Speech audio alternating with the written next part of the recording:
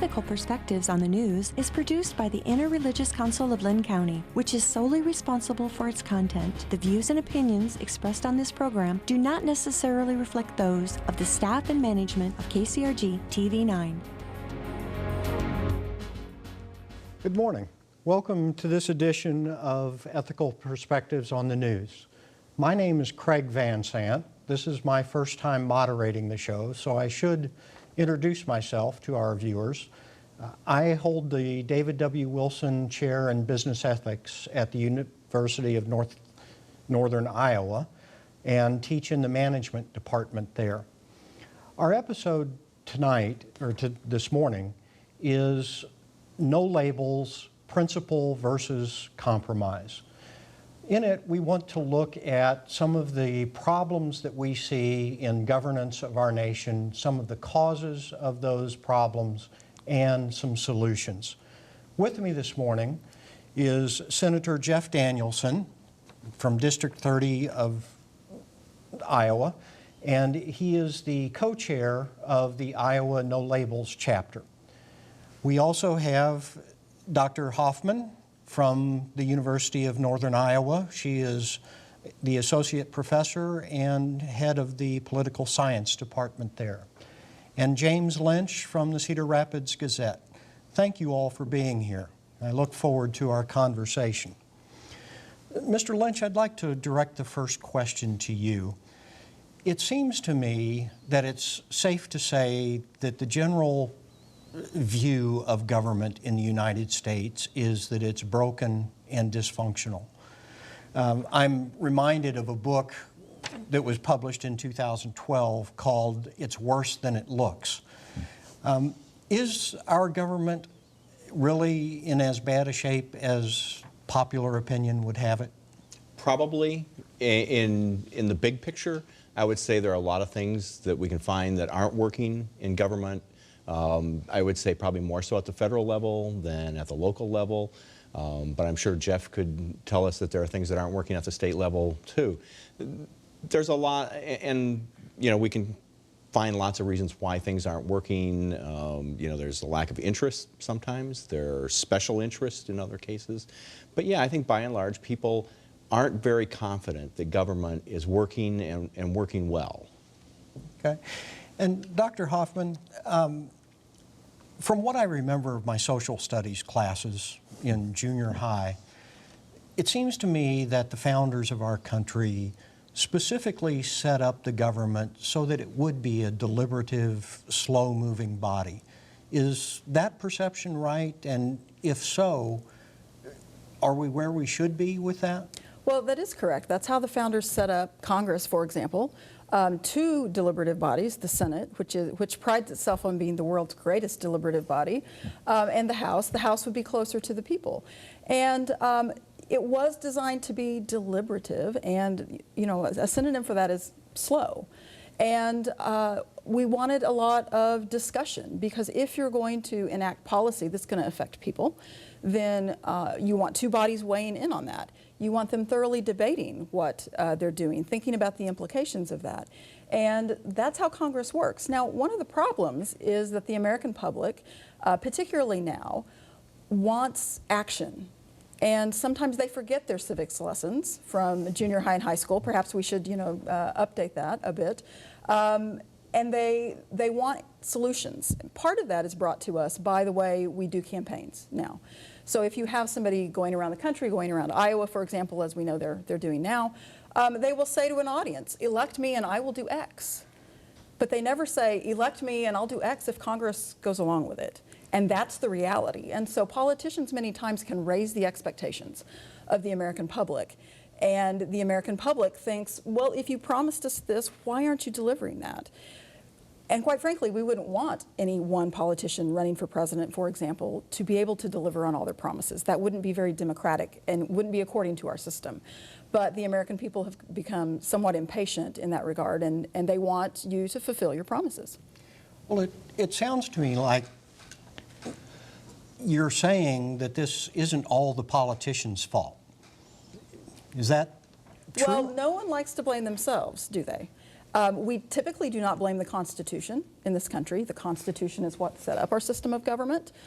We don't like to blame ourselves. It's not we the people that's the problem in the eyes of the people, it's the politicians.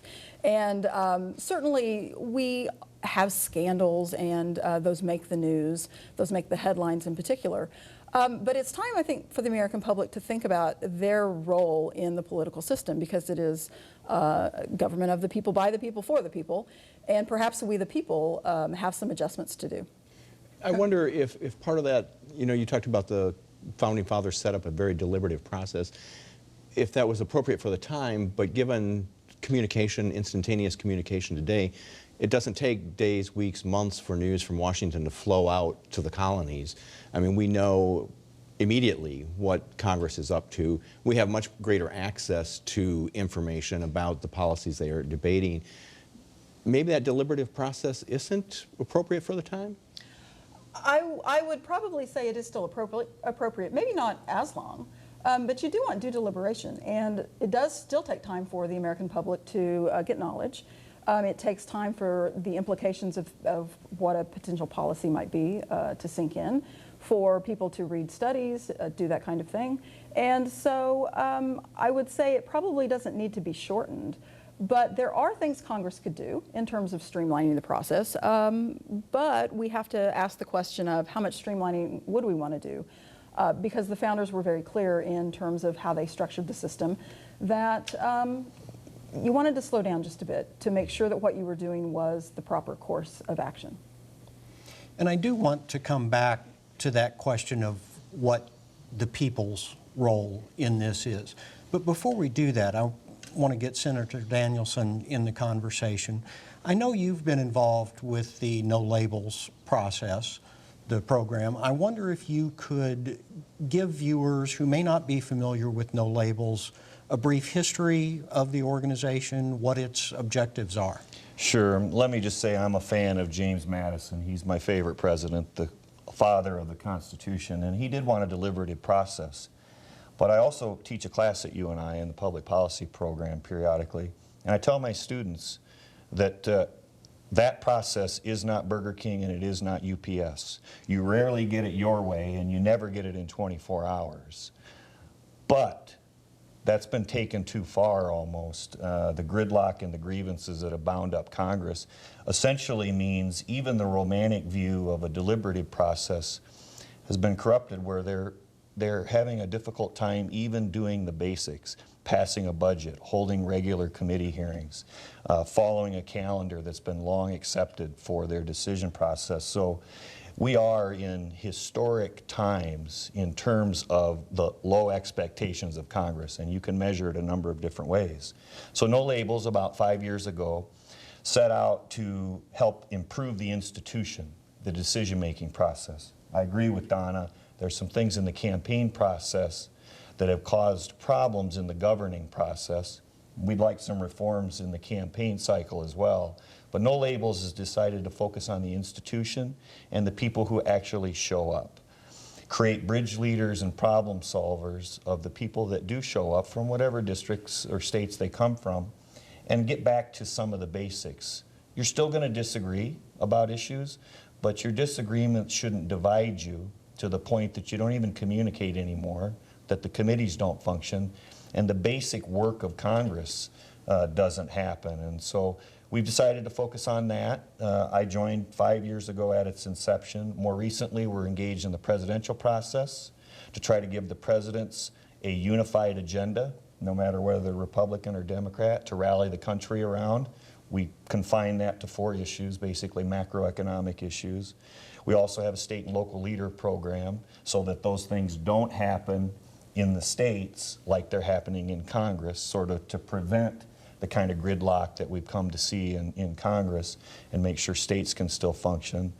And then also encourage those who want to be No Labels problem solvers as an elected official to work on that skill set. Being at the table that you disagree with, knowing how to deal with those issues, do it in a professional and forthright manner, and maybe change the rewards for voters to people who can show that they can solve problems even when there's disagreements, from the current shouting matches that we've come accustomed to. Okay. And I understand that as an organization, you ask political candidates who are running for office to endorse or, I don't want to use the word pledge. Right. But we don't either. We think but- that's part of the problem with the current process. But you ask candidates to utilize the principles of no labels. Right. One, exhibit the behavior, but also agree to work on a confined set of issues called the National Strategic Agenda. Okay. And I'm curious, are you seeing candidates from either political party being more apt to accept that? And if so, why? Well, I think there's a hunger among people who run for office, especially at the congressional level, to actually start being a part of these decisions and changing the current dysfunction. I think what surprised me when I talked to especially House members in the U.S. Congress, how little they feel involved in the process right now. If you notice, there's headlines around deadlines. What's Congress going to do? And it's usually a crisis. There's an omnibus bill that leadership presents to the membership. It's an up or down vote, and they all leave. They're not really holding regular committee hearings that were long expected in the process. So I think there's a hunger among people in Congress, and we actually are doing some tangible things. This year, we formed the Problem Solvers Caucus. Today, we're the third largest caucus in Congress behind the Republicans and Democrats. 80-plus members. That's saying something in Congress. And we have a goal of making sure a Republican and Democrat co-sponsor bills and bring them to leadership when those issues come up. Okay, but I am going to press you, Senator, on, are you seeing more Republicans or more Democrats involved, or equal numbers? We actually have an even split, and we think about that as an organization. Today, if you look at our members of Congress in both the House and the Senate, it's pretty even down the middle. And then in the last election cycle, something I asked the organization to do, we went out during the campaigns, and if you were a problem solver, seal of approval candidate, that's how we do it. We don't do pledges and make people sign things. If you earn the seal of approval because you're willing to work on these issues, we went out in the campaigns and supported candidates in the middle of the campaign cycle, and we did that around the country in about 90 races or so, even split between Republicans and Democrats, and won an overwhelming majority of those. And they're not cherry-picked races either. They're usually the close races where people get criticized for working with the other side of the aisle. So, you know, I find this interesting. It's not an academic exercise. We have pretty seasoned politicos on both sides of the aisle who've recognized that what's happening right now in our nation's capital is not good. And some of them have felt that they've been a part of that over the last 20 or 30 years, and they want to change it. Good. Well, I've asked several general questions. I want to get to the other part of the title of our conversation today, principle versus compromise. We have, with all the negative press that we get about the gridlock in Congress, it's easy to see that there isn't much compromise happening. The basic question that I would like to hear from all of you on is, how do you draw a line between standing for the principles that you believe in versus compromising to get something accomplished? I'll open that up to anyone.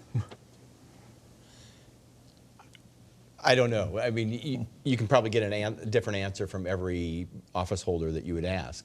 You know, where do you draw that line? And it depends on the issue. I mean, if you feel very, very strongly about an issue, you know, you're probably not going to be as willing to compromise. Other issues, you know, we used to talk about the horse trading, that, you know, if I feel very, very strongly about the farm bill, and you're from an urban district and really don't care about price supports, we can work something out. I think there's less of that now. I get the impression there's less of that because everybody, you know, even though you don't grow beans in your urban district, you're paying for price supports and farm programs and school lunches and food stamps and things like that. So that sort of divide has maybe disappeared somewhat. But I think it goes issue by issue. that people feel very strongly about one issue, and another issue there it's like, whatever.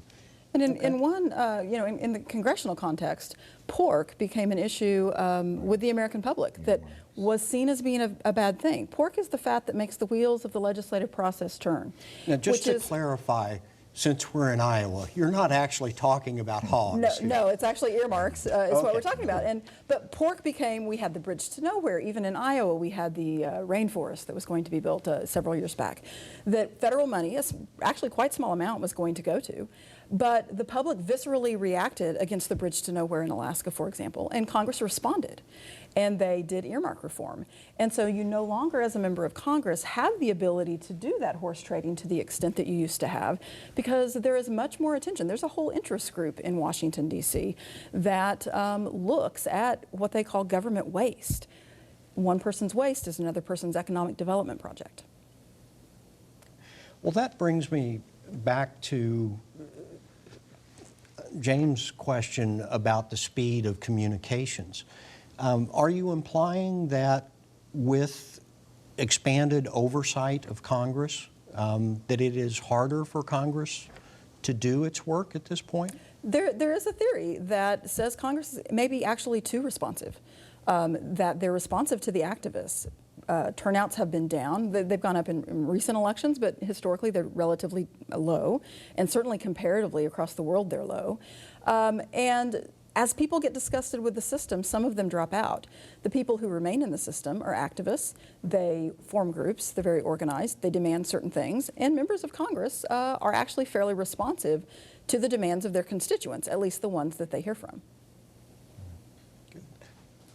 Yeah, I think a corollary to that is our redistricting process. Actually, the states do the redistricting after the decennial census, and I think Iowans should be proud that we're the only state in the country that does not draw the lines by Republicans or Democrats, basically, who's ever in charge of the legislature. We don't do it that way and haven't for almost 40 years. Other states do. So you've created one of the measures of Congress that we know of today is you've created an environment where the partisanship is as high as it's ever been in recent memory. And so those members don't necessarily have to negotiate or compromise because they know they've got a safe district back home. And so they don't see the need to do that. One of the things we could do nationally is change our redistricting process state to state. I know Ohio has just passed a redistricting law similar to Iowa. What that does is create competitiveness, closer districts, so that the elected official has to listen to a broader swath of the electorate instead of just the noisy left or the noisy right. Okay. Dr. Hoffman, you and I had the opportunity to talk a couple of weeks ago, and you mentioned something about actually changing the way we vote in terms of moving from a winner-take-all to a plurality system.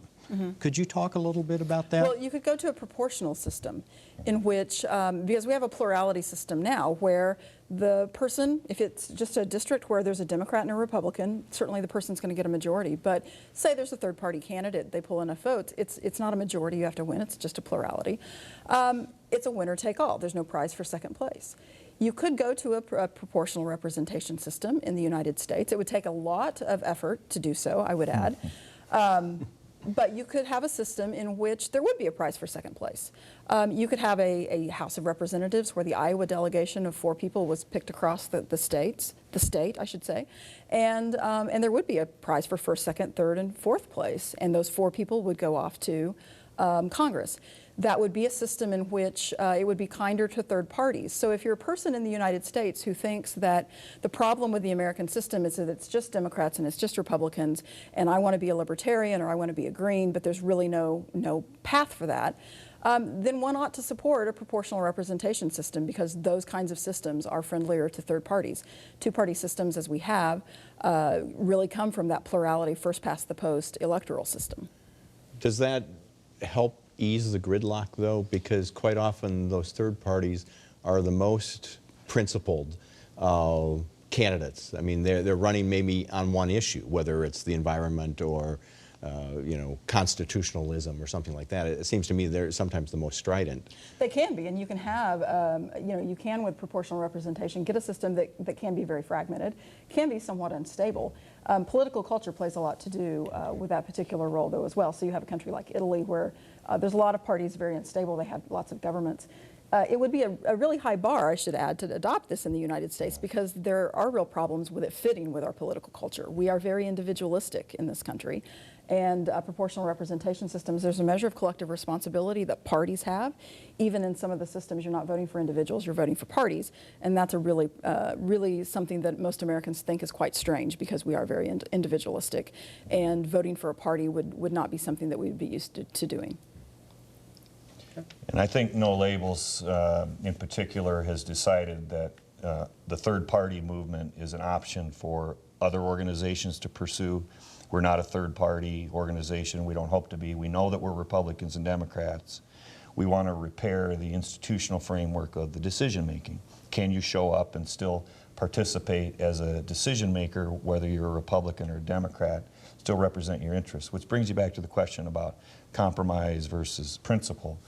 And I use the example of James Madison himself, who waited decades for the Bill of Rights to become law of the land in America. Him and Thomas Jefferson were working on that idea when they were Virginia delegates, basically in the House of Representatives in Virginia. And it took him almost 2 decades from working on that idea for it to become a law of the land. That's why it's the Bill of Rights in our Constitution.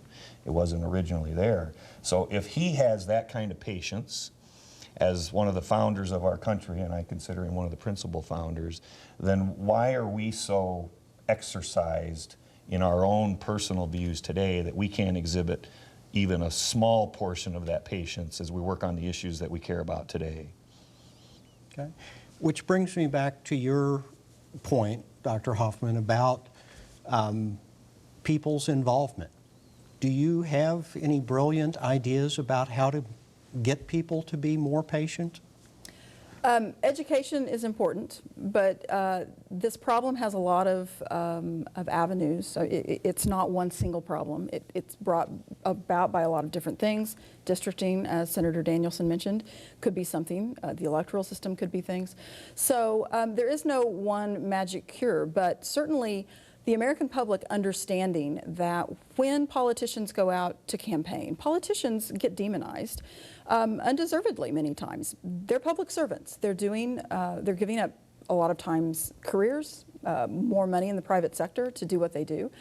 But the American public sees them, again, promising things and not potentially delivering on that because of the political system. So if Americans understood the system better, that would help. That's not a cure-all, but that would help to understand that compromise is part of the system. The Constitution itself was put together as a compromise document. The government that it forms functions only by compromise. And I think Americans have gotten away from that. They've forgotten that. And sometimes politicians like to demagogue and will talk about why America is broken and who is the problem. But it's almost never the people that are the problem. And if the people had a better grasp of how the system worked, that would help somewhat. Okay. And Mr. Lynch, in your reporting on politics, do you get into the politician versus people aspect of this? Well, I think, yes, sometimes it comes up because, politicians will claim a majority, or they claim, there's a groundswell of support, or the famous silent majority that Donald Trump is the latest candidate to talk about. The silent majority is with him. And sometimes they really don't have any way of showing, that they have the support they're claiming. And sometimes, a lot of times now we have polls that show what the public opinion is, but you can probably find a poll that disagrees with that poll, and another one will come out tomorrow. So, I mean, politicians always claim they have the people behind them. But as Professor Hoffman said, a lot of people have checked out. So those that are left tend to be activists, tend to be vocal, and may not represent the public at large at all. Okay.